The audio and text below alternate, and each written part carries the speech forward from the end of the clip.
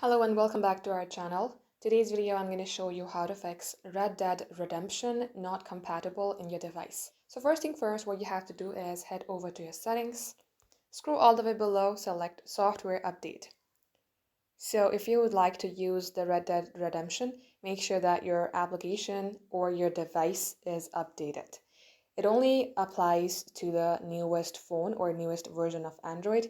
So if you see any updation here, you're going to have to update to that Android system. Now go back onto App Info page. Here search for apps and then again search for Play Store or simply Google Play Store. You're going to have to clear cache from that as well.